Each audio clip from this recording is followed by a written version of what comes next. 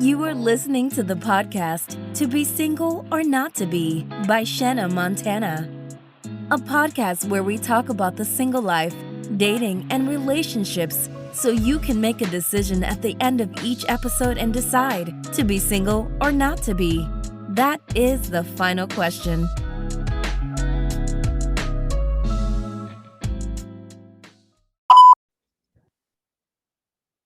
Today's topic is the importance of therapy while dating. And I wanted to talk about this topic because, quite frankly, I don't think the importance of attending therapy before the engagement and before the wedding is encouraged enough. I listened to this TED Talk where the speaker said many times people wait until they are engaged to attend therapy. And by then, it's too late because if you realize you're entangled with the wrong person at that point, the chances of you leaving, even though you need to, are slim to none. Then you end up marrying someone you know you shouldn't have for the sake of, invites have went out or venues are already booked, and you walk into something that could bring you a lifetime of pain that you could have avoided. So I think conversations like these will help people in making better decisions earlier and sooner. So here we are. And before we get into the meat of this episode, I want to introduce two amazing guests that we have on the show today. So Kendra, tell the people who you are. Well, hello, everyone, and I am so happy to be a part of this podcast today. I find this topic very interesting and very important to discuss. I am a licensed master social worker who is practicing therapy. I like to specialize in complex trauma, mostly dealing with millennials and women. And I'm very, very pro-Black when it comes to therapy. I love talking about Black people being in therapy, all things Black and all things therapy. Yeah, that's me. I love it. I love it. All things Black and all things therapy. I hope y'all heard that loud and clear because that's what we need to be. And Nikita, tell the people who you are again. They've heard your beautiful voice before, but they can never hear it enough. I know that's right. Hey, everybody. It's Nikita, your favorite writer, author, and Black girl creative. I am the creator of Right On Black Girl, a platform amplifying the beautiful voices of all the Black women in the world who write. And I am a friend of the show. So I'm happy to be here to talk about this topic today. And we are so glad to have you. So ladies, I want to start by saying that, when I was in my 20s, I had a friend, and I remember this like it was yesterday. I had a friend that told me she was in therapy with her boyfriend. And I just thought it was so crazy. I really remember sitting there like, your boyfriend, like what y'all in therapy for, because I had this notion that therapy was reserved, quote unquote, for people that were like married or engaged. But when you know better, you do better.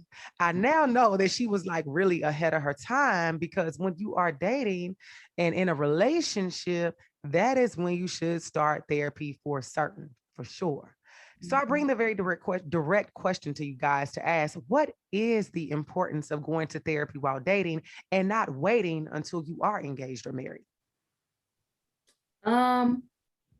Just because this is where I am, I think it's very important for you to work through your own stuff. I mean, if you are dating somebody, then hopefully both of you all are in therapy. But I think just from an individual standpoint, it's very important to work through your past traumas and maybe current traumas, but also just having check-ins. I think in my 20s, I didn't really know that was a thing that you could do, but I know in my 30s, that has been something I have held on to. And I just think it's really important, because how are you going to merge your life with somebody else if you haven't worked through some of the things that, that you might have buried for a long time that might end up showing up in your relationship later on.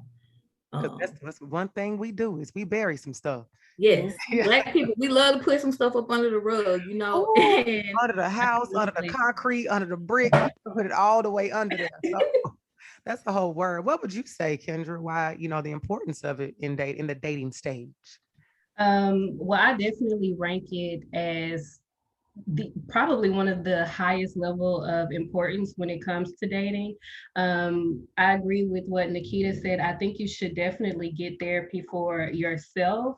And I think it's completely okay to go to therapy with your partner before you guys get engaged or married or anything like that. I think it's perfectly fine to go in the boyfriend and girlfriend stage, or however you identify when it comes to how you define relationships. And important because what I've realized for my personal life and even as a therapist is that relationships often act as mirrors. So until somebody hold that mirror up in front of you, you don't realize what you've been doing and some of the stuff you've had going on in your life and how you've been acting. So I think going to therapy together would be good for both people because being in a relationship is a bi-directional dance. So seeing, how you guys are working together and if it's healthy for you guys to be together, I think therapy is a good outlet to do that for yourself and for the sake of the relationship. And I think it can also help, and I hate to get ahead, but in my experience, I've seen people end relationships on better terms when they went to therapy together. Like once they've sat down and been like, okay, this is our problem and we don't work together right now. We need to fix ourselves. So being able to end those relationships without being like too heartbroken or taking a blow to your self-esteem, I've saw that be a helpful thing with people dating and going to therapy together versus being married and doing it. That's a beautiful thing that you said, being able to, because you and correct me in my thought on based on what you said, or just advise if I'm on the right track, because I'm sitting here picturing two people sitting in therapy to get an understanding of, what are we doing? Are we on the same path? And then maybe getting to a point of realizing like we are not bad people, but we're just not good for each other. And Right. so, at that point, it's like, I actually don't hate you, but I don't need to be here. So I'm going to like release you in love or release you in like, or just give you back to the universe or the streets, if that's where you belong, And it sounds to me, because the thing about it is I've encountered women that have told me one of the reasons why they stayed in a relationship much longer than they should have was because they didn't want to go through like the grieving process of a breakup, because we've all been through a bad breakup and it can really take a toll on you. And so they were just like, I don't feel like being sad. So even though I'm not happy 100%, I would rather just stay in this situation and deal with my part-time happiness versus grieve, when it sounds like, if you really are with somebody who's willing to do that work, to go to therapy and figure out the differences, you may be able to walk out holding hands together on the same page, or you may be able to go and actually find the strength to leave and get out of that part-time happiness situation. So that leads me right into this question of asking, what is the importance of, going to couples therapy, or whatever you want to label it, but also keeping your own individual therapist? Because that's something I hear a lot of people say, like, even if you go to couples therapy, you still need to do your thing on the side. So what's the importance of keeping that separation of like church and state? Again, I feel like that's another thing that's ranked on the highest level of importance for me as a therapist and in my personal life, keeping my own stuff separate, because early on in the relationship, depending on how long you guys have been together, it may be some things that I'm not ready to expose my partner to or discuss in therapy. And I think it's important for people to still have that safe place with their therapist, because when you're in couples therapy, most times when you guys are working as a unit, the therapist wants you guys to be on the same page. So come together. Some therapists don't like to have outside conversations with one partner without the other. They want it to always be together. Some will allow it, just depends. But I think it's important for you to have that, for a person to have that own safe place for themselves, just in case things start to take a turn in the relationship. And you got to see this therapist and you got to see him sitting there, and you don't have like a safe place for you. So high level importance. I love that. And Nikita, would you say when you got to a space of recognizing like, I want to go to therapy so I can work on myself, even like not being in a relationship? Or was it a part of your preparation? Like, I want to work on this stuff before I get in a relationship, so I'm kind of, armed and ready. It's so funny you asked that. I'm gonna be honest, the catalyst for me going to therapy, so my biological father and I, we have an estranged relationship. And so this was a couple years ago. He randomly like sent me a text message that it triggered me, because I felt like he wasn't acknowledging me. He basically said, hey, tell your mom that my mom died. It wasn't, hey, Nikita, your grandmother died. Mm. So it was like no acknowledgement.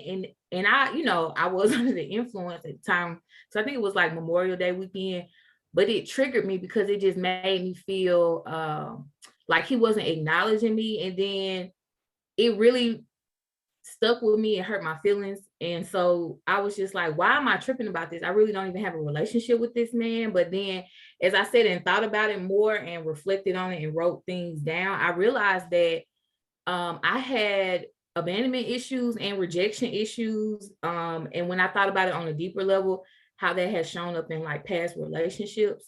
And so that one situation, I was like, I need to go to therapy because I really I internalized it to the point where I was like, maybe I need to talk to somebody about this. And so the importance for me of going to therapy was just, again, working through my own stuff, right? And getting honest with myself about patterns in relationships in general, not just with men, because if you are somebody who grew up being a people pleaser, that's like in every facet of your life, right? And so it just really helped me get to the root of a lot of things. But even more so for dating, again, helping me recognize my patterns, helping me recognize patterns in other people. And I know, Shayna, we've talked about this a lot, like when you're dating the same person, but it's in different bodies and they just got different names, right? And so being able to identify like, okay, I was dating John, but now I'm dating Josh, but I'm seeing the same things that I was seeing with John, with Josh. And so why is that, right? And so just learning how to really see things from an unbiased perspective, because most times when you dating, you go to your girls, they gonna give you their advice, but I think it's also important to have somebody who, I don't want to say is not invested in you in that way, but invested into a point where, of course, they gonna, you know what I'm saying? Like they have a bias towards you because they love you, but just being able to see things from a different perspective, and helping you work through maybe some accountability when it comes to why you are choosing certain types of people that you're dating and all those things. So I have just found it to be really valuable, and get into the root of certain things so that I won't repeat the same patterns or the same cycles, or will date the same person. Literally, I just wrote like picking up where I left off. Like I would leave one guy and go to the next same person. So I just was picking up one man, put him down. Let me pick up another one. And what you all is so true in that mirror statement, because I remember before being in a relationship recently that people will always say that, mainly like married people would say like your partner is going to, show you things in yourself that you maybe don't want to see, some that you might not have known were there, some that are only activated by said person. And I used to really feel like, what exactly does that mean? And then you get into a relationship, a healthy one, and you start to realize like, I'm a little bit more controlling in this area than I thought. I really don't like to take accountability like I really thought. It's certain things that you're tapping into, and it's like, I do need to talk to someone about this, and I do need to talk to someone outside of my partner, because my partner can't be my emotional rehabilitation center. That my partner can't be everything for me. And I think that also taps into why I think I agree that it is important to have those two therapists, because one, I need a safe space if I'm not ready, even if I'm coming into my knowing of some things that I'm working on. I need a safe space to possibly work through those things before I bring them to like the table for us to work on and see those together, because some of that is going to be me figuring out what is that accountability issue, what is that about, when my dad, who I don't really talk to, reached out to me, why did that trigger me? I need to work that out on my own before I kind of bring you into the fold of that, so that it can work to be more effective. So I definitely agree with both. And what do you guys say, because you encounter this, of course, for every scenario there's a situation out there where somebody runs into this, when you have a partner that is like, I don't want to go to therapy. And I would say this generation, our generation, has done an excellent job of bringing to the forefront of, going to therapy doesn't mean that you're crazy, So I always tell people, like, I'm going to include the people that still feel that way. But for people that just are like, never saw it, never want to do it, not my thing, not approved. What do you do if you encounter a partner that's like, I don't want to do that? Boo, tomato. Raw tomatoes. No, honestly though, I will say that sometimes it may take a little bit of time. And I'm okay with that, but never being open to it is an absolute no for me. And I'm gonna just go ahead and say it should be a no for everybody else too. No, for me, dog. Because I mean, if we're gonna be in this life thing together in a partnership on a spiritual journey together, we need to fix things. We need to address things, and we need to have an unbiased person there to help guide us through these things. So for people who will just not budge on it, I just think that's a red flag because that's already speaking to the accountability part, honestly. Like we if we can't get this worked out on our own to where we're both happy in the situation and not compromising, then we need to it's probably not a good situation. Like if we can't go to therapy and fix things, especially if it's just for the better, like no. Why do y'all think, honestly, why do y'all think in 2022, people really out here like, I ain't going to therapy? Are people afraid of it? Like, what is it? Yes, it's a stigma. Obviously, we know that in the Black community, it's a stigma. Mhm. Like you talking about a therapist, just frankly, that's what white people go to therapy. Like I know y'all heard that growing up. Like, oh, you going to therapy? White people go to therapy. Black people don't go to therapy. Or you got But white people I think it's a stigma, and honestly, if you are not in a space where you are ready to be that vulnerable and face, whatever it is, it can be a lot, and I just think, we always talk about, Black people, we go to church, but I think, God gave us therapists for a reason. You can do both. Like you can definitely lean on God, but sometimes you do need that extra layer of help, what I'm saying, to just kind of talk through what you're going through, and some stuff is not you can't pray certain things away, like depression, anxiety. Those are real things. Like there is medication for that, you know what I mean? And so I just think it's a stigma behind it, and it means that something is wrong with you, but it's really just a mental check-in, you know what I'm saying, for your overall holistic wellness. And I have just seen where a lot of Black men are reluctant to that, but it's I guess it's like this thing of thinking that if you have to have somebody else help you, then it's taking away from your womanhood, your manhood, or whatever the case may be. And I know Black folks, we have this thing about being really strong all the time. But I think that has been to our detriment, and I'm not partnered, but I know, I have friends, close friends who they're in couples counseling, but, some of them have said, like the man was reluctant to them. I'm not, because it's like you're having somebody tell you what to do in your relationship versus I have somebody that's kind of helping me gain a different perspective on what might be occurring in my relationship. So I think there just has to be a perspective shift about what it means to go to therapy. Like, and the power of it. I think also another piece to add another layer to that, some people are lazy, and it takes work to find a therapist, because it's almost like finding a good doctor or finding a man. You got to go on a couple of dates. You got to go to a couple of, sometimes you hit the jackpot the first go round, but other times you may have to experience different therapists. You have to, step one, you got to find a therapist. Then you got to find a therapist that you both like.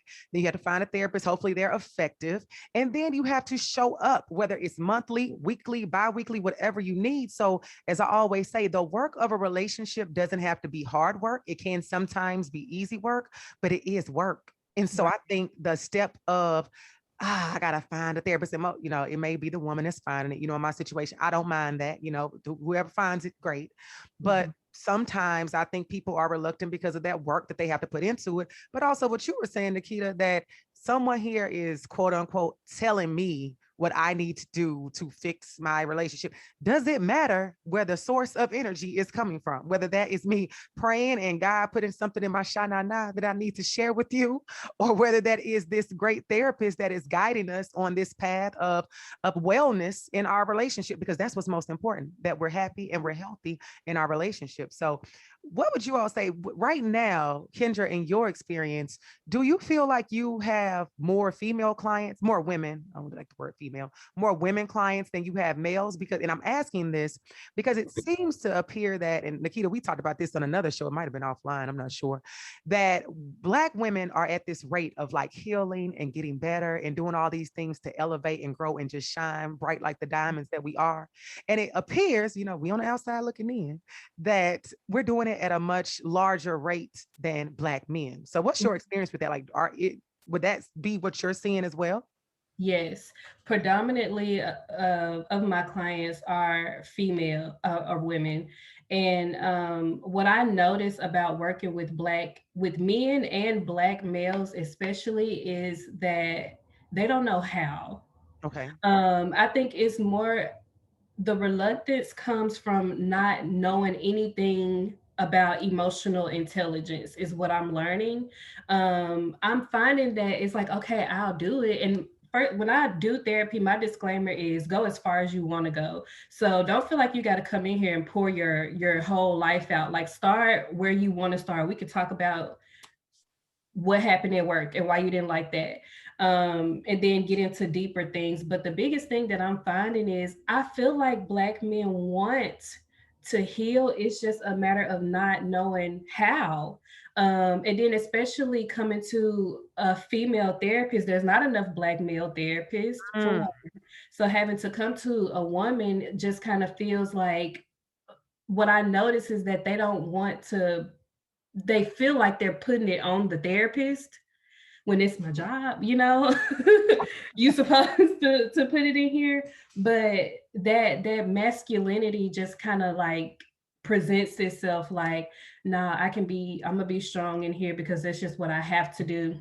And then we can go back a little bit into why we've had to be like this for a long time anyway. Like, we did back in a couple of years in the 70s, we didn't have time to focus on mental health because you had to worry about segregation in the 70s, I believe it was. Right. But It was like the 60s. So yeah. yeah, so Yeah. if you when their parents had to worry about stuff like that, they didn't have time to worry about being emotional and calming down and all of that. So when you're raised in that type of environment or raised by parents like that, you become that. And Yeah. I think it's just a cycle. I really don't know what prompted Black women when it came to us making this shift. That's a great question. Like, Yeah, what I don't prompted know where it came from. It's like somebody just sprinkled some dust and we just started going to therapy. that? Literally. I don't know what we got to do to sprinkle it on Black men besides continuing to talk about it and then advocating for more Black male therapists. Yeah. But I think that's where it starts at with men in our generation. Like, it's just not knowing, truly just kind of like being placed in a foreign country when it comes to identifying with emotions and learning about themselves and their trauma. Another thing that I noticed is that a lot of Black men don't remember like some of the hard stuff that they went through. Mm. Um, and I hate to get off, but when I Like, think about how Black men when we think about how Black men are disciplined, before people stopped whooping their kids, right. people thought it was okay to spank kids with extension cords and dustpans and whatever else you can grab and find. There's a difference between how you discipline a Black girl versus a Black boy, and Black men forget about stuff like that. Yeah. And that hurts. And they often don't even recognize it as trauma. And in my experience, just noticing that, I've noticed a lot of Black men just kind of being like, damn, like that did happen to me. And they don't remember it until you bring up those things. Yep. So emotional intelligence, they're just not there yet, but I feel like we're getting there. They're trying. Yeah. And I believe it's just when you don't know how to do something, you just don't know how, you know?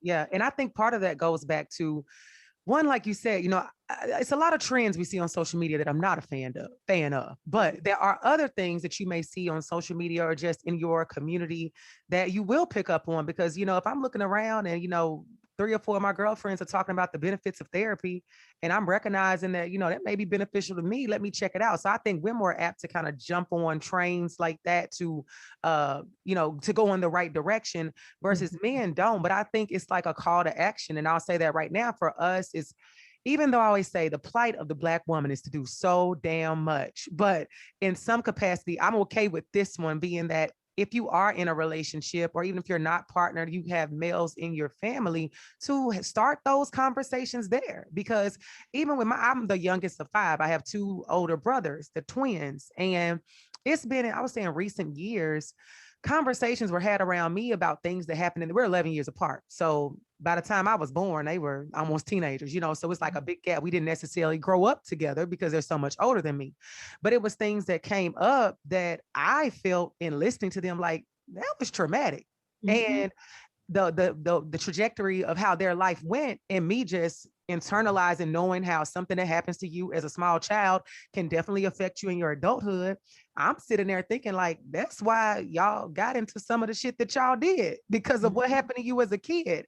And looking at them now, recognizing, like, that'll be a lost cause. My brothers ain't going to therapy. I'm gonna tell y'all now, like, I'm not even gonna try to have that conversation, but I will try to have it with other people. And I think it just starts there for us to start having those conversations with the men around us. Because I even asked my partner, the question that I posed to us today: do you think that Black men are doing the work on themselves that Black women? And he, before I could even get it out of my mouth, he was like, nope, like not doing it at all. But he goes to therapy, but he's just like, at the rate that you all are, when I look around myself and the Black men that I know, no, it's not happening at that rate. So I think it's something that, like we both are saying, and we're doing, having these conversations for the men that will listen, send this to a male friend. But I think we have to just continue to encourage that in our communities, so that it can become a more normalized thing. So I would say for you, Nikita, in your, I would say your experience of dating recently, or just dealing with men, have you come across or encountered any men that are currently in therapy? Just like, Yes. okay, good. Yes. I was acquainted with this person, but we're getting a little bit more acquainted now. Life, and then it come back around. But yeah, I want to touch on something that Kendra said when she was talking about emotional intelligence. And I'm not knocking men who aren't there yet and ready to go deep with therapy and all of those things. But there is a significant difference in talking to a man that's doing his self-work versus a man that's not. And obviously, I'm not going to say the person's name, but we were having a conversation recently about the show Love is Blind. It's season 2 out, right? And so there is a Black guy on there. Which season? 1 or 2? Season 2. Okay, I gotta catch up, girl, but carry on. Yeah, so I'm gonna just use this example. I love a good spoiler. Tell us. I love a good spoiler.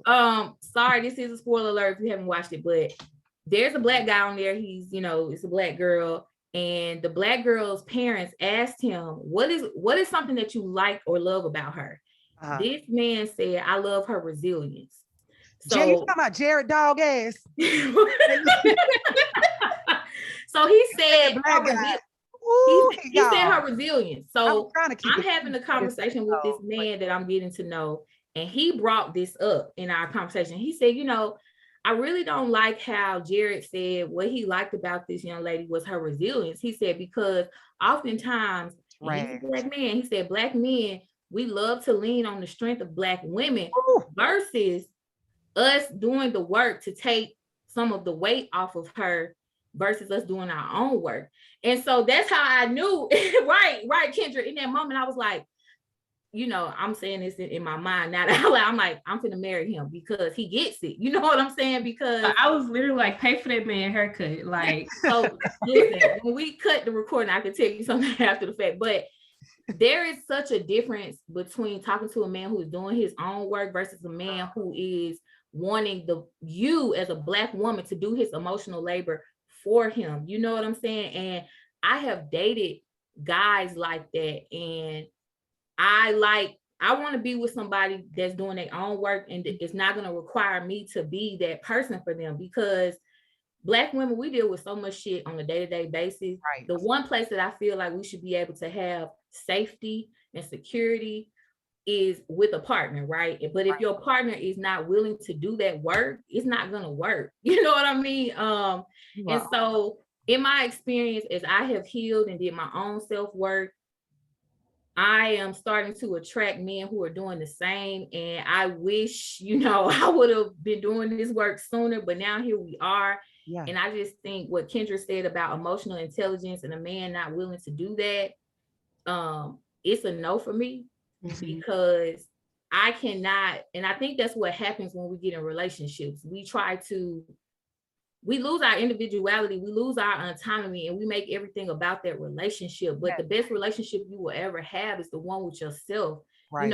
It's not for you to get into a relationship and be like, oh, I'm whole now. You should already be whole in some capacity. Wholeness is a constant journey, but it shouldn't be this person is going to complete me, because that's not realistic at all. So for me in dating, I just think it's more genuine, it's more authentic when the person that you are getting to know or dating is doing their own work. And you'll be able to tell based off of the conversations, because if I tell a guy, you can just tell the difference. That's what I have learned. And I like the difference. And I also have learned that because I have tapped into this deeper part of myself and I have healed certain parts of areas of myself, I'm also not willing to put up with certain things too. Mighty God. That emotional intelligence piece is so real, because one, there are a lot of men out here that are emotionally unavailable. And so if you're emotionally unavailable, you definitely are not going to be emotionally intelligent. So we are already facing a barrier from the start. And Nikita, you are absolutely right.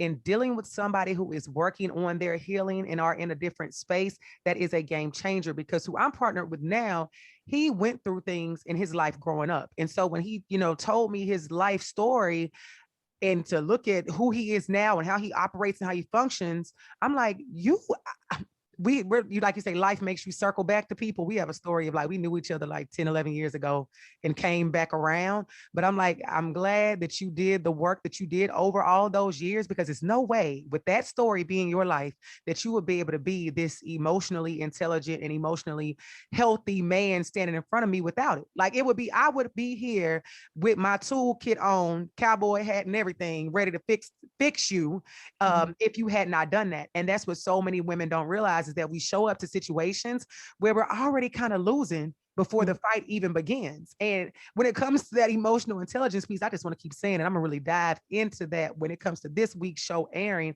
because a lot of people, I feel like, don't even think about that. Like you hit like, I'm here for a good time, and you're not gonna be there for a long time if you're not tapping into these things. So that's very true. And I think it's something that we have to just pay more attention to. And to double back, if you all do not watch Love is Blind, Kendra, if you haven't watched it, please go watch it. Season 1 is amazing. I felt like Cam and what's his wife's name? What was the season 1 girl name? Lauren and Cameron. They set at first me and my friends were like, they set such a high standard, but I was like, I don't know what the producers did with season 2 and these people, because I'm going to talk about Jared a little bit and then we're going to move on. He was trash from the beginning. One, for that statement to say, I admire your resilience, because for those, again, spoiler alert, he basically wanted one woman who didn't want him. And then he went on to kind of pursue that, but he told his second choice, basically, you were the first one didn't work out. Yeah, that you're my second choice. So now she knows she's number 2, and she already had her own insecurities. So of course, that's going to double on top of that. And so then they move on to be in a relationship, quote unquote, but he was still kind of slick pursuing his first choice on the side. So he was just, I cannot wait to see that. I'm gonna have to go live and talk about him, because I cannot believe he would tell her that. But it's also, I can't believe. But the thing I want to touch on, and I hate me spoiling this for folks who ain't watched it, but and I know if and when Kendra watches, Kendra gonna be like, none of these people should be together. But Jared specifically, and I think a lot of, and it's coming back to what we're talking about, a lot of Black men get to this point in their life where they're like, this is what's supposed to be next. I mean, women, we do it too. We're like, okay, I got the job, the career, whatever. I need to be getting married. Yeah. But if you have not, again, did your self-work, because I instantly thought to myself, sure, picked the woman of color first, but then you came to the Black woman second to men what that first woman rejected you, right?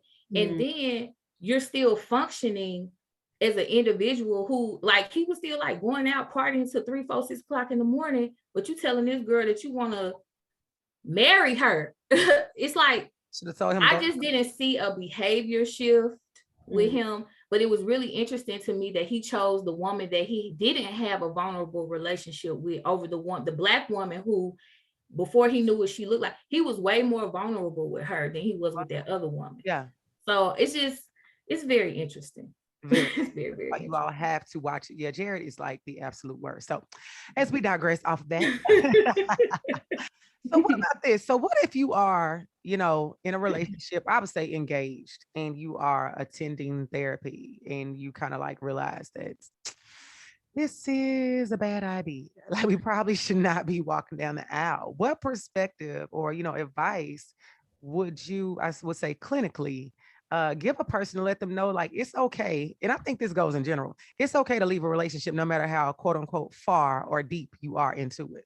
Because people tend to, and I talk about that a lot this season, people, we all know, I've been here so long. It's been 7 years. We so much time, but just the same way you spend all that time is something you cannot get back. And I always like to tell people, but don't let 7 turn into 8 if you're not happy, So what do we tell people in that instance when they feel like the time they've spent is too much to leave? I feel like if that's the only thing that you're banking on in therapy, it's important to process that.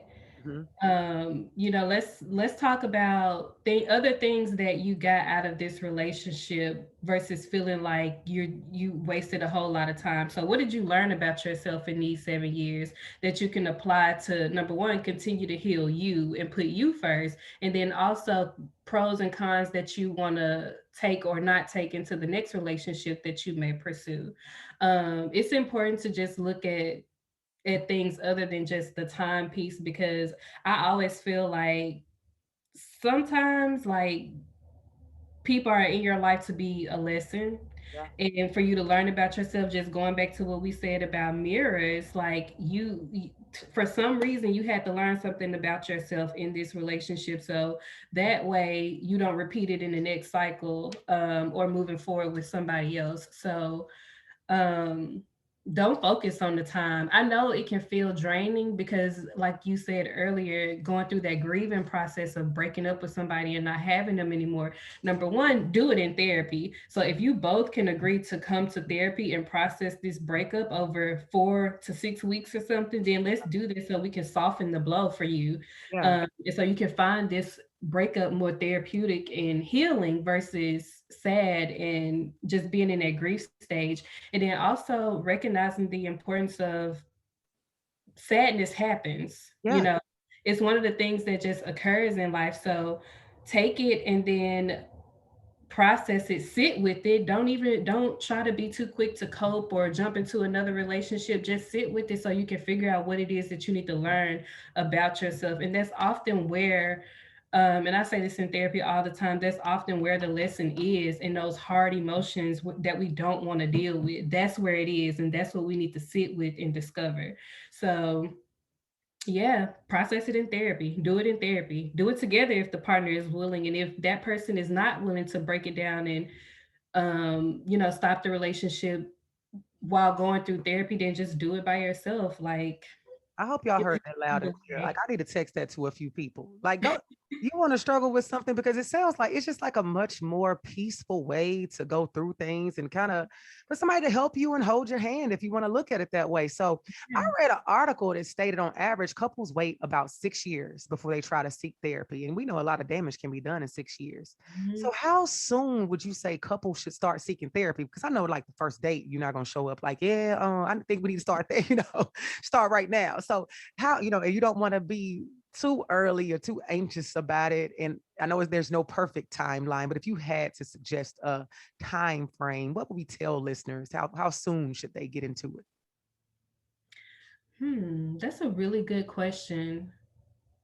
I think maybe the first time when you get out of the honeymoon phase and stuff starts to show up, Mm. I think it's important in the dating phase to be like, hey, I go to therapy, how do you feel about that? And Yeah. just kind of putting it out there so that way you can know if you want to continue with this person.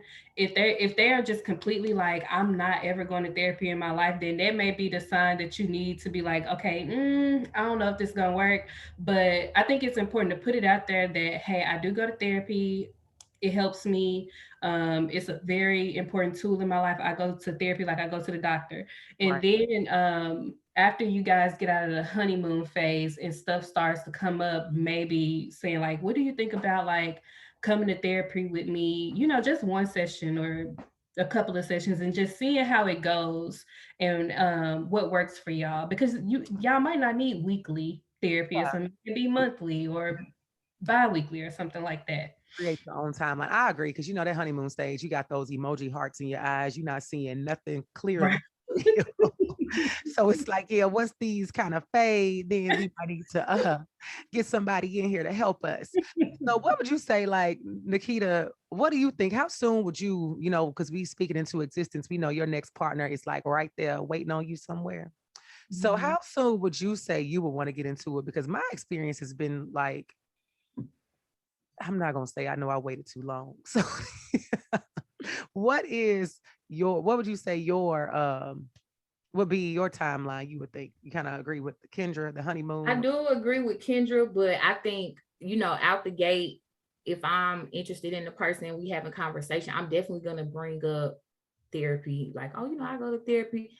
And from there, that'll let me know like where I'm gonna fall. But in my mind, when my partner comes into my life, I would say the moment we know that this is something that we want to be long term, Yeah. then I would, and whether that be long term like partnership, long term marriage, because everybody doesn't want marriage, and so I'm not going to just say that.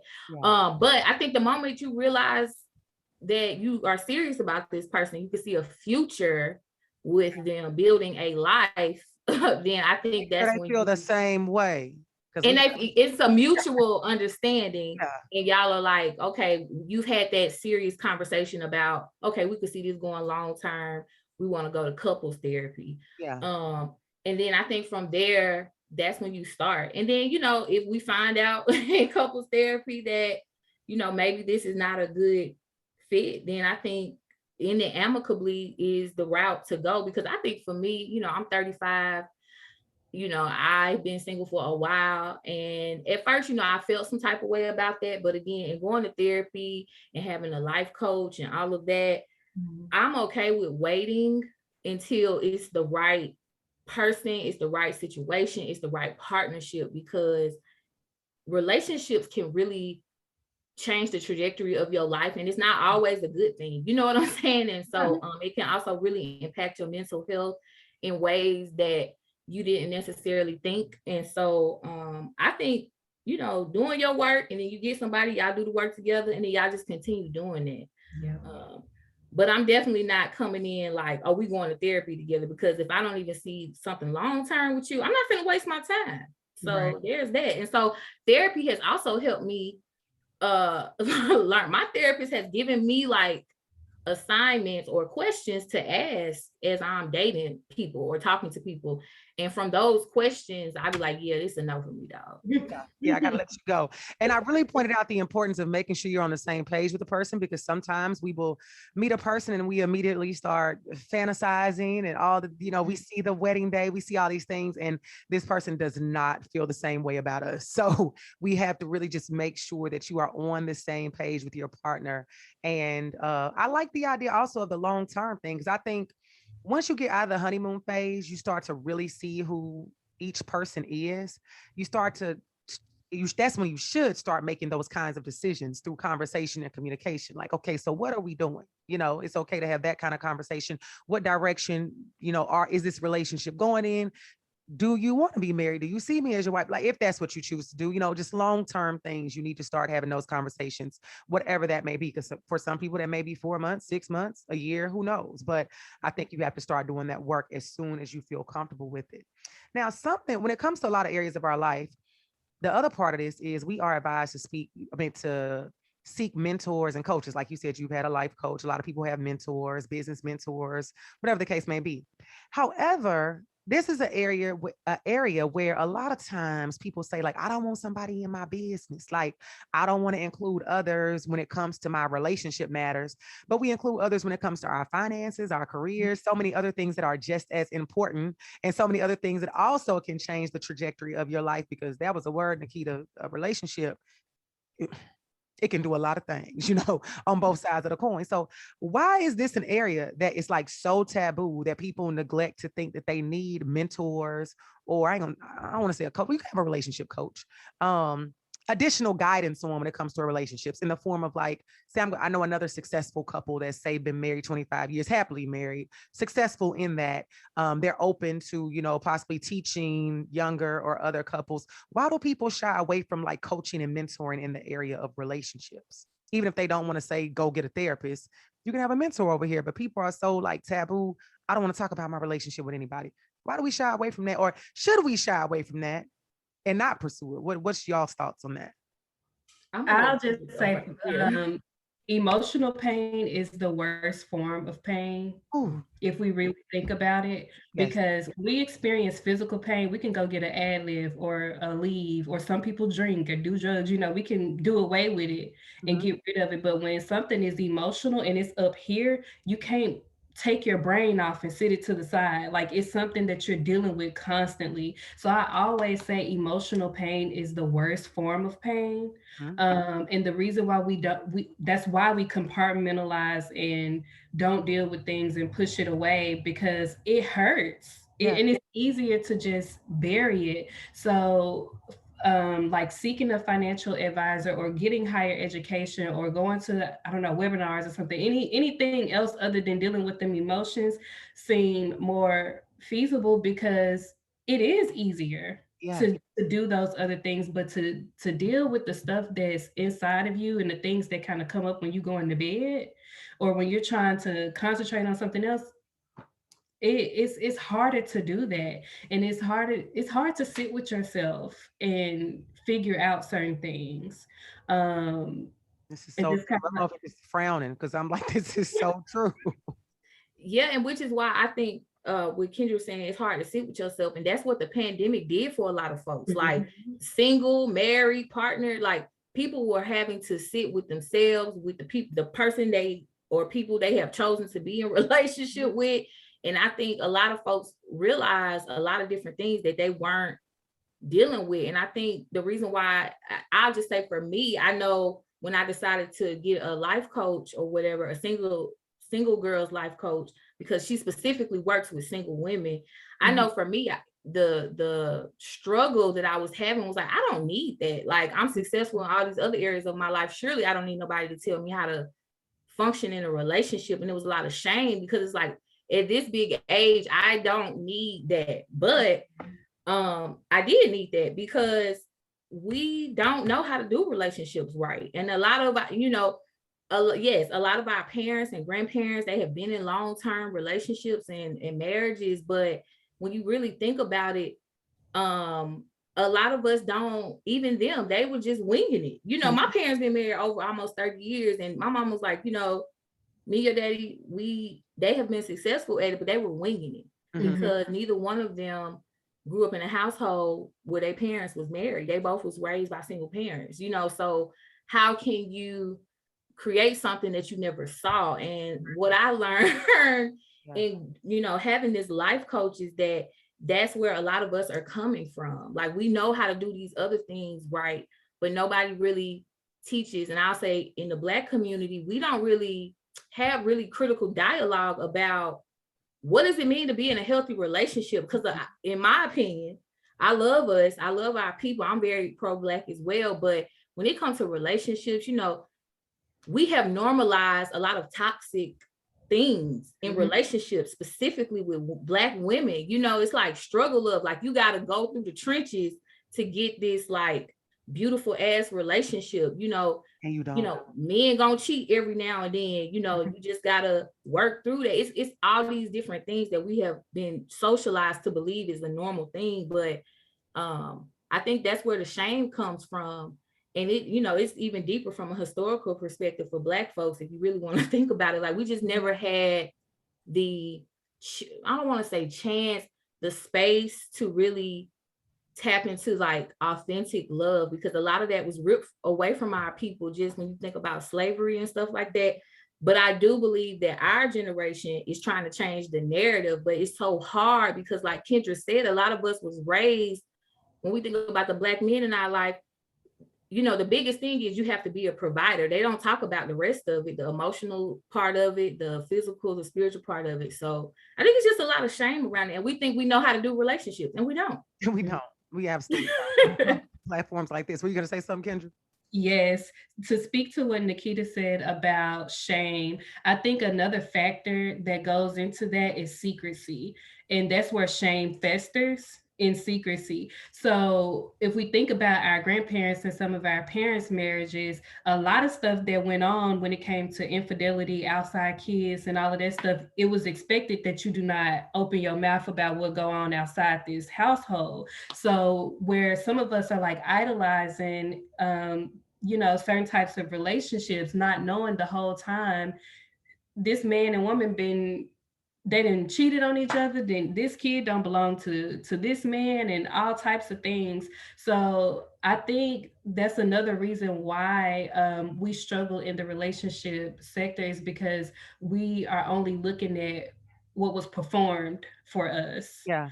Versus actually knowing the trials and tribulations of a marriage, dealing with both parents having postpartum after having a kid, like we don't talk about things like that. Yeah. And I think that's why we're just out here like, well, I want to be married, but he doing all of this, and you got grandma that's like, well, just deal with it. Oh. He'll change, and it's just like, hell no, like. No. I'm not gonna deal with it. It's not okay. Like, and a lot of our, like, I'll say more our grandparents' generation, maybe not our parents, but when you think about the context in which a lot of them, the women, Black women in general, but Black women, relationships was a means of security, life security. Yeah. You know what I'm saying? And so if you got a man who he out here, he making the money, they like marry him, girl, and then you have all his babies, and you just, the other stuff is just like, you just got to deal with it as it comes. Versus, like Kendra said, I don't want to say we don't need men, because that's not what I'm saying. What I'm saying is, it's not a way for us to have life security. We can curate that for ourselves now, just because of, rights and whatnot. They didn't have that. right. And so, yes, we are modeling, we like, oh, I want my grandparents' love. But again, like Kendra said, you don't even know the context, because some of the grandparents, they wasn't happy. Not at all. Not at all. And that's the thing. It was a lot of reasons that they stayed in relationships that we definitely don't have to relate to, because many of us don't need their check. We don't need their support in that way. Like, many of us are doing life by ourselves. So a man coming in, it has to add value. And that's what I want more women to understand, that if it's not adding value to your life in every way, literally, like mentally, physically, emotionally, spiritually, financially, occupationally, like, you got to go through each one. I tell them all the time, like, when I pray at night, in the morning, I know I talk to God a lot. He's probably tired of me. But when I sit there and I think about every area of my life and how intricately I pray, he probably laughs at how I pray, because it's so organized. But, but how I pray in this certain way, and like that breakdown I just gave, more women need to tap into looking at that holistically, like all those things. So if the person is not bringing value to your life in all of those areas, not saying that, it's a balance with those. You got to look and see, like, do I really need to be here? Do I really need this? I'm not going to sign up for misery. And that's what so many of us do. And I have an upcoming episode about that, how suffering is not a prerequisite for love. There really are men, everything that you want to desire in a relationship, there is absolutely a man out there that is willing to show up and clock in for the job of doing it every single day. But it's only about what you will allow, because like you mentioned, Kendra, people are saying, I want to get married, but he acting crazy. leave, sis. Like if he's not going to do the work, if you all cannot come together again, that's not always my resolution to leave, but sometimes it comes to that where you do have to recognize it is time to go. So that brings me to ask this question, because there are a lot of beautiful benefits of therapy. What would you all say are some of the most beneficial things that people can get out of going to therapy? We understand somebody to talk to. But what would you say like would be your highest ranking things or thing as to why people should like sign up for therapy today? So I want to, the biggest thing that's speaking to me right now is like when you mentioned prayer and how organized your prayers are. I feel like a lot of women do that, but it's important to, no matter how you identify, whether you pray to God or you pray to the universe, it's very, very important to know what to ask for. Mm, And I think therapy does that, and it helps you be able to connect with yourself more spiritually, and then you can ask your higher power for the things that you specifically need, because sometimes we just sitting there rambling. It's been times where I've been praying and I didn't forgot I was praying and I just started talking about something else. y'all do it. So it's important to really, I think having a therapist really helps you connect with your inner self so that you can know what you truly desire versus sitting there just asking, well, God, I want a man with a BMW, yada, yada, yada. Like, know what you need and then ask for that. And then when you don't ask for that, when you don't get the things that you ask for, that's your confirmation that, okay, I need to either take another route or I need to maybe clarify. Like it helps you know what you need to do. So therapy helps overall. I feel like we need to get organized Yeah. and get a little bit more specific about what it is that we want and need. And I want And to jump in right there. I'm sorry, Kendra, I didn't mean mhm. to cut you off. Because I got excited for a second about when you said the organization piece, because let me tell y'all something. The law of assumption is real. Nikita knows I talked to her about this. I probably need to do an episode on it. I ain't gonna make that commitment. I'll just talk about it right now. That the law of assumption is you already assuming that you have exactly what you want and it will come to fruition. And so I am so deep in the law of assumption. Now, again, I believe in God. So I believe that, these all things are working together. But I'm so serious about the law of assumption because they say the subconscious does not have a sense of humor. I don't even play about stuff. Like I'll be sitting there thinking, I was literally, true story, on Instagram, and this beautiful home came up, and it said like it was a virtual home. It was like 6,000 square feet, really nice home. And I was like, oh, I stopped myself from thinking, I was like, dude, I really want this house. Cause if I ask for it, I'm actually gonna get it. Like it's Mhm. that serious to know, like, I don't even play about that. Like one of my friends was saying this was like maybe December. She was like, Shayna, this time next year, you're gonna be married. I was like, well, let me think and decide if I want to be married December 2022. Because if I believe that, I was like, that's going to happen. Because Mhm. I literally have seen so many things in my life that I truly believe are going to happen, and they happen. So Kendra is not telling you all a lie. Be very specific in what you ask for, because that's true about men. Because before my current relationship, I got to this space of like, I started to date men that weren't necessarily physically my type 100%. And so my friends were telling me like, Shana, so you gotta pick and choose what you gonna get. You might have to, the man may not be 6'6", you may have to deal with somebody, the little physical things. So I'm thinking like, yeah, maybe I'm asking for too much.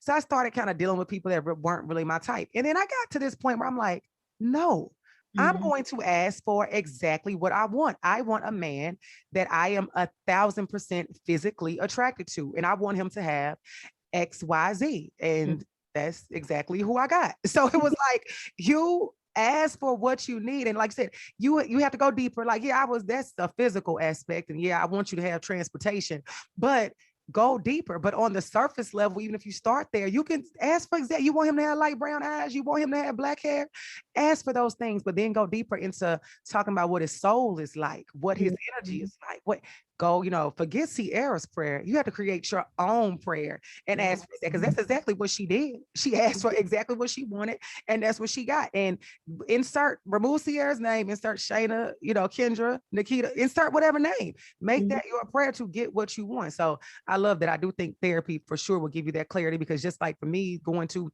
individual therapy before couples therapy, I got clear about a lot of things in the direction I needed to go. And some things were just like, a conversation, I needed to get that out of my system. You know, it wasn't some things I didn't have to belabor and do a lot of work on. I just needed to say it to somebody because I guess I had been saying it to myself for like 10 years. Like, let me get this out of my system. So I definitely agree with that.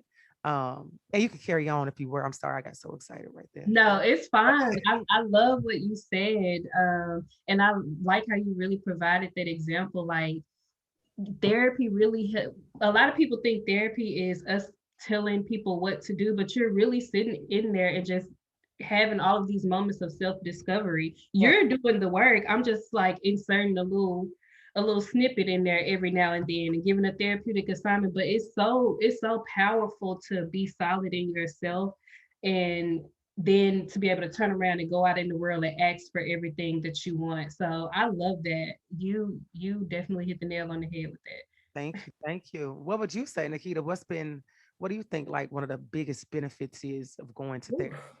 It's just two words that's at the top of my head: accountability and boundaries. Okay. They're saying you teach people how to treat you. That is a real thing. Because if you don't have boundaries, you are teaching people how to either, I would say for me, I know I had to get better with boundaries and holding myself accountable to those boundaries, because when I wasn't, I would be upset, and I would be upset with the people in my life. But it's like, if you don't respect your own boundaries, how do you expect the people that you love and you're in a relationship community with to do that? And so I think accountability is important, because most times when people go to therapy, it's because they are ready to change a behavior, a pattern, a cycle that they have picked up on in their life. And I know for me personally, I was just ready to change, some patterns that I had saw coming up, as far as when it comes to betraying myself for the appeasement of other people, whether that be in a romantic relationship or a familial relationship or a platonic one. Yeah. And I'm like, why do I was pretty much hating myself for, it felt like self-betrayal. You know what I'm saying? I'm like, why do I keep experiencing these certain situations? And so getting to the root of that. And so just recently, actually Thursday, I had therapy, and I was talking to my therapist, and she was just like, I love the way you're talking. I can hear the growth. I can hear the confidence. And so I just think it helps you build your accountability muscle, your boundaries muscle, your confidence muscle. And if you really go into it ready to do the work and you're excited about it, you'll see the results. I remember the first time because I live out of state, and so my family is in Georgia. And so I remember texting my family like, I'm coming home, but this is not the time for y'all to come up with this to-do list of things for me to do. These are my boundaries. And, they were like, excuse, they was a little funny about it at first, but then I noticed that they respected that. You know what I'm saying? Like, once I got home, I got into the space. It was like, well, Nikita got boundaries. And so they was making jokes, but they did not push back on the boundaries that I had set in place. And so accountability and boundaries, because if you can hold yourself accountable, then you'll be able to hold everything else that's moving around you accountable as well. Absolutely.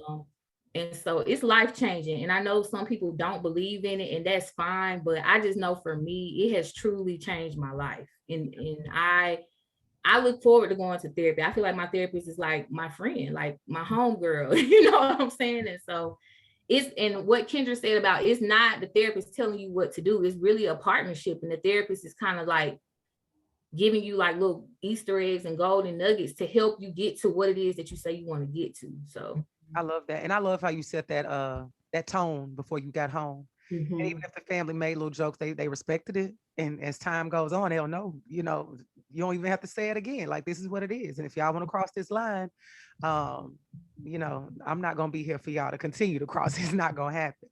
So that said, do you all think in the space of, I guess, relationships and counseling and therapy, should people just stick with having a couples therapist versus having like another couple that they consult with? Should they keep it in that arena? I think you can have both. I think balance is, I think both things can be true. I think with having a couple that you trust, obviously you want to have some boundaries around that.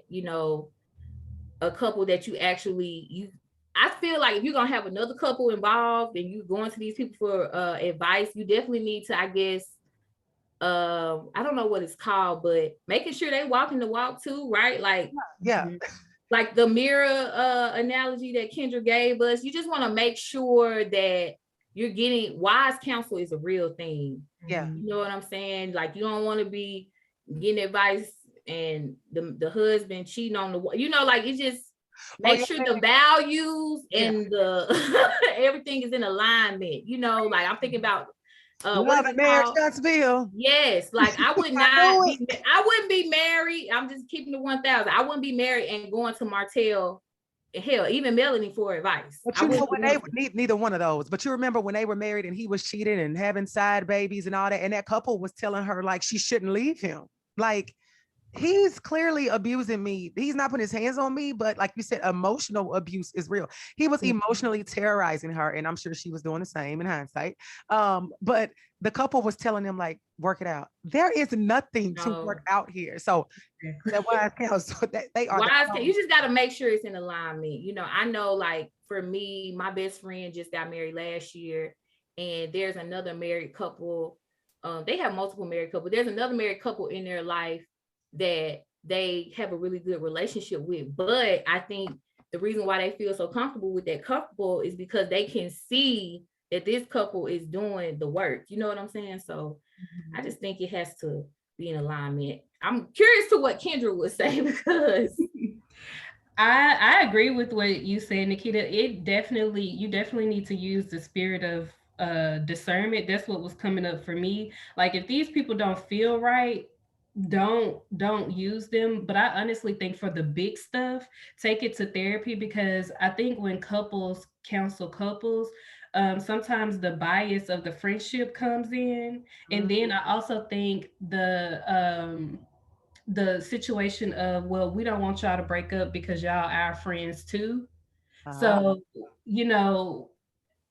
little stuff you can go to them about, but I really recommend saving the big stuff for the therapist, simply because it's important to not cross lines in spaces. With couples, with relying on another couple, things can get awkward when they know too much of your stuff. And then also, I think that opens the door for whatever y'all may be going through or whatever you're seeking counsel about, that may end up in some other ears, versus with therapy, it stays in the room.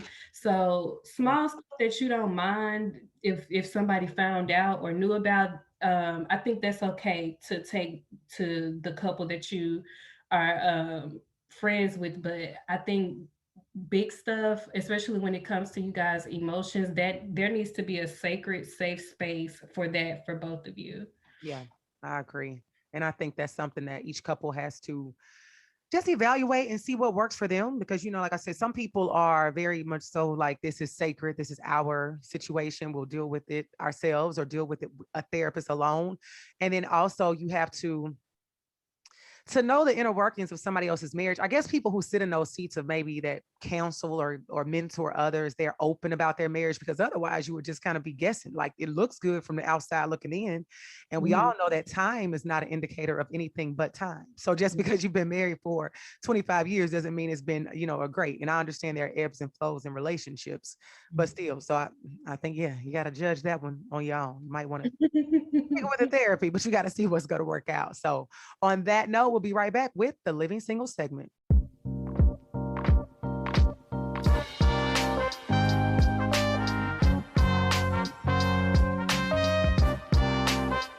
This now brings us to the Living Single segment of the podcast.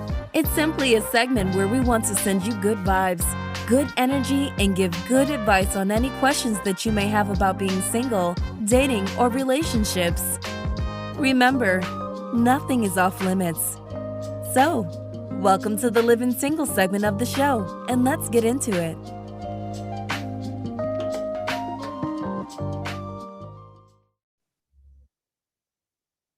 So today's question for the Living Single segment is from our Instagram DMs. And you guys know some of these topics will be from letters written in and some just from hot topics that we find on social media.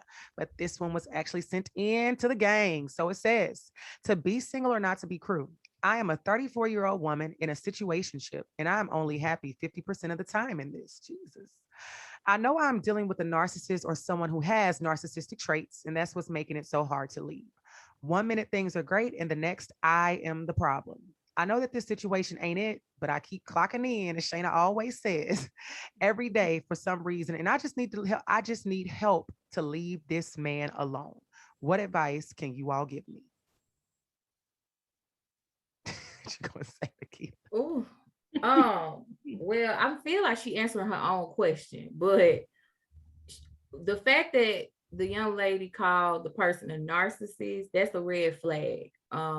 You will not ever be able to change a narcissist. Like, that's just not gonna happen. There's probably a lot of gaslighting going on in the situation. Just a lot of subtle things happening. And so I think you have to love yourself enough to say, you just said I'm happy 50% of the time. Leave. You know, maybe, I don't know if you're in therapy, get in therapy. Let's talk about why you are like, I know this man is a narcissist, but I'm still choosing to sign up to be with a narcissist. So let's unpack that, because there might be something going on internally with you that you're choosing a narcissistic person. And then, you know, if you got an iPhone, and I'm sure Android's got it too, there's this nice little thing, it's called a block button. You know what I'm saying? Instagram, you can mute people. And she said situationship, so it's not even. Yeah, it's not even a committed relationship. And so it sounds like you want a long-term situation, a long-term partnership. And so if a situationship is not what you want, then you got to get honest with yourself, is why are you choosing pieces of this man versus a whole one? And he a narcissist. So I would say gather your things and run, girl. Run for the hills. Damn. Run to a therapist. Go to get Kendra information when this podcast episode is over. Please run to a therapist. I think I agree with that wholeheartedly. And then also sitting down with yourself and then figuring out what it is that you want. Because the first thing that came to my mind was situationship. That automatically made me pump the brakes. So maybe he don't see nothing wrong with what he's doing, because you know, it hasn't been defined clearly. Does that give him the right to be an asshole or a narcissist towards you? Absolutely not. But due to the fact that there has not been any commitment, I think the size that you're getting of this man, did she say it was a man? Yeah, it's a the size that you are getting, we're just assuming he's a man. Okay. The size that you're getting of this man may just be what he offers in situationship. So define what you want. And then if what you want doesn't align, then like Nikita said, it's time to run for the hills, because what you're doing is self-inflicting harm on yourself by trying to look at this man. You said being happy 50% of the time. To me, that sounds like you're falling in love with potential, because being happy 50% of the time is not happy at all to me. At all. That's enough. And the longer you stay in this situationship, the longer you are going to belabor and prolong what it is that you actually want. Exactly. And you might end up, you know what I'm saying, this situationship might have you in therapy unpacking shit for the next 2 years. That's not worth it. That's not mathing for me. Not for a situationship, sis. Like, you know what you have to, like, we just talked about this whole episode, that you can go to therapy to start that process, and possibly you're probably going to be in therapy alone because it's a situationship, but somebody at least can hold your hand and help you through what that process looks like, because you're not going to change a narcissist. We talked about on the Red Table Talk, there's an episode, if you want to go watch it, I can't think of the doctor's name, but she said, like, you know, on a scale of 1 to 10, she can get most people, like, to say an 8.5. A narcissist, she can get them to like a 1.5. Like, and she's a professionally trained therapist on narcissism. So if sis can't change him, you ain't gonna change him. You know, you need to go. It's not a such thing as part-time happiness in relationships, and you don't even have that. So run to the therapist, write me back and let me know what happened. So, on that note, we'll be right back with the resolution.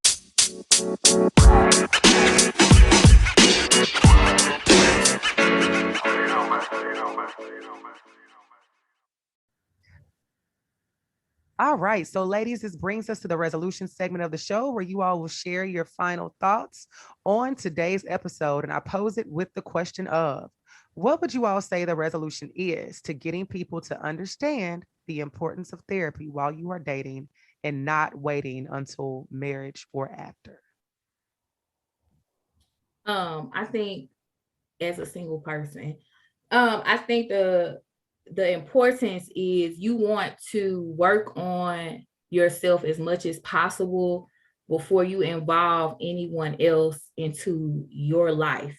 Merging yourself with another person, that's work in itself.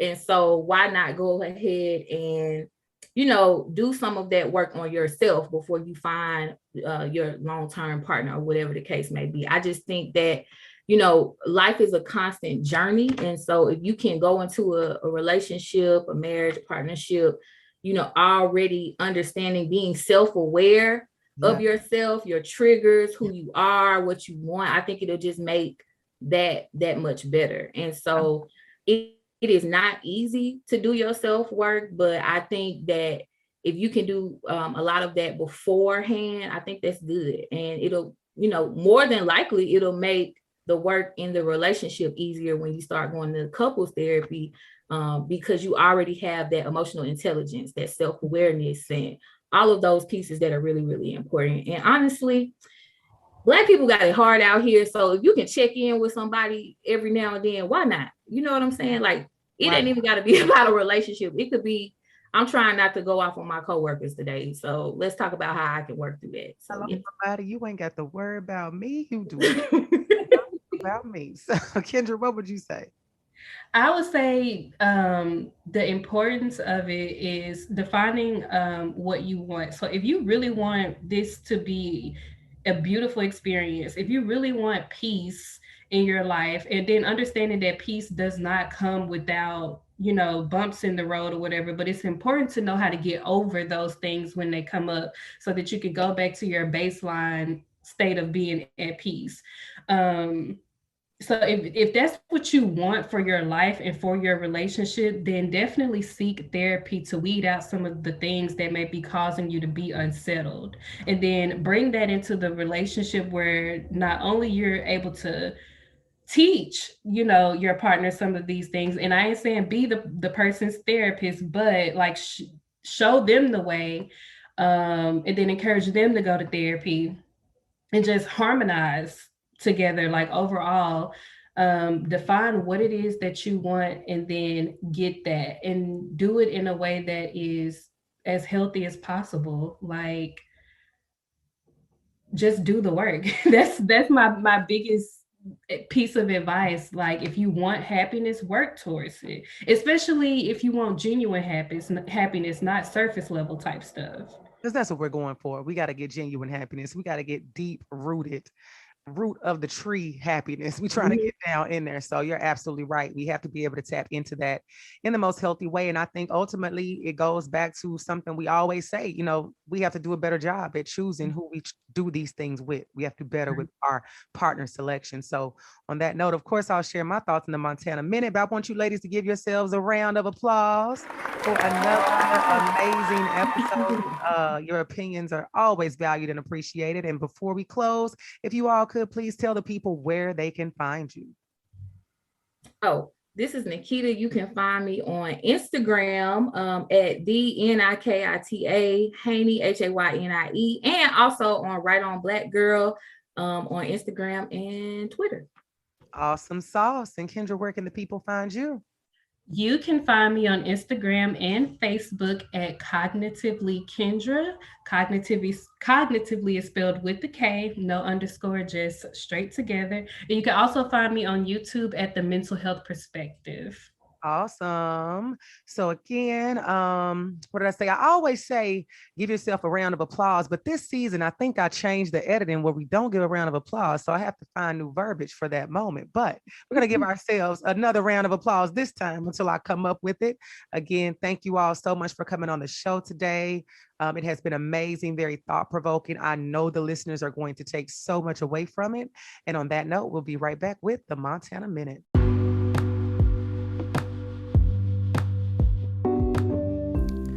And now this brings us to the Montana Minute. The first thing, the importance of dating while in therapy should be one of the highest priorities on your list. It is important to be proactive and not reactive when it comes to the maintenance of your relationship. The next thing, if someone in the relationship views therapy as a bad thing, ask questions to find out why without judgment. You may be able to have the breakthrough you need to get them into therapy with some communication and understanding. And the last thing, therapy is not a one-size-fits-all. It may take some work to find the right therapist, and it may take some time to get comfortable in therapy, but it can be done. Teamwork absolutely makes the dream work in these instances. So I leave you to decide to be single or not to be. That is the final question. Signing off, yours truly, Shanna Montana.